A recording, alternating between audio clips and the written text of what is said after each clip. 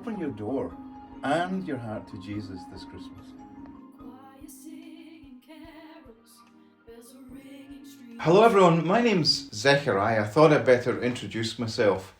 And my job, just in case you're wondering about it, is to be a priest. I'm going to tell you what a priest does. A priest serves the Lord in the temple. And what's been happening is, for generations now, my wife Elizabeth, the lovely Elizabeth, and myself, that the family have been serving the Lord in the temple for generations, ever since Aaron. But you know, there's nothing better we loved than to serve God, and I did that regularly whenever it was my turn. But there was something which really broke our heart, and it's this, that we had no children. We really wanted a family, but it just hadn't happened. And it was really awful because sometimes the local women used to make jokes about Elizabeth. They used to make all fun behind their back because she didn't have children. So what we used to do is we used to pray about it. And we just kept praying and praying and praying. But you know, it didn't matter how much we prayed.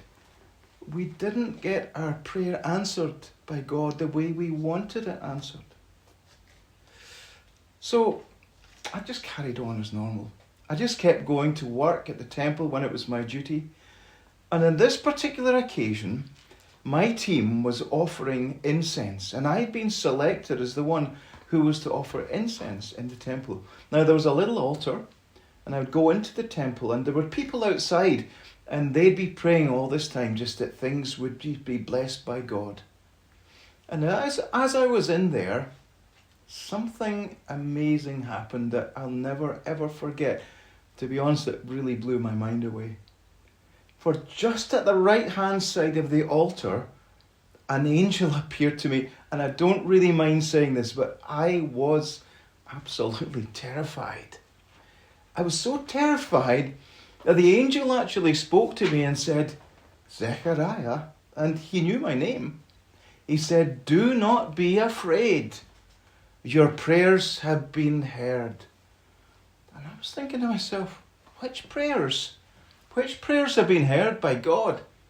Before I could say much more, the angel said, "Your wife Elizabeth will conceive and will give birth to a son, and you are to give that boy the name John." I really couldn't believe what I was hearing. And he said this, "He will cause many people to rejoice, and he'll be a great joy and a delight to you and Elizabeth." And then he said, his job from God will be to bring people back to God. A lot to take in. And then he said something which I really didn't understand at the time, but I understand a bit better now. He said the particular job that John will get when he grows up is to make the people ready. He is to prepare the people for the Lord. I didn't understand then what it really meant. Well, I don't know if you've been in a position like me, but there's an angel standing in front of me and I'm terrified. And when you get a little bit confused, what happens is you start to do silly things. And I did the very silly thing. I asked the stupid question. You see, I spoke to the angel and I said, how can I be sure of this? You see, I'm an old man. And my wife Elizabeth is an old woman, and old people just don't have children. Well, the angel didn't argue with me, but this is what he said in a loud voice. He said, "I am Gabriel. I stand in the presence of God. God has sent me to you to tell you good news." Well, that was me told. I wasn't going to argue again.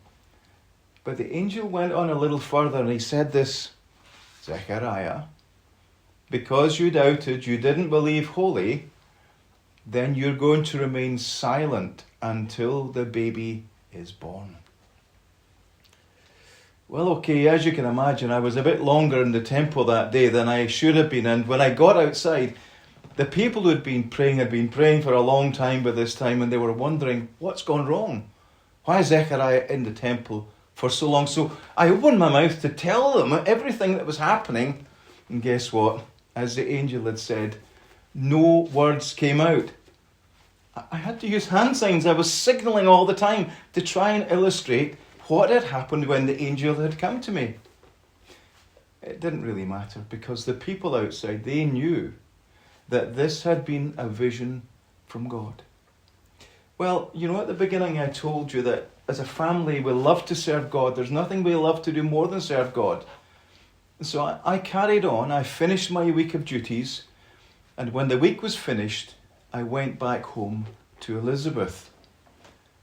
And amazingly, it wasn't long after this, but Elizabeth conceived, and she was pregnant. This was a miracle, something I had never ever experienced in quite the same way before. And she's a lovely woman, my Elizabeth. And so what she did is she didn't want to be boastful, so she kind of hid herself away for 5 months. And she kept things quiet. She didn't say much to anyone. But there is something that's really imprinted on my memory, and it's the way that Elizabeth used to speak after this. She said, God has shown his favour to us, and he's taken away all the disgraceful things that people used to say about me. What a God. I just wish I had never doubted in the first place.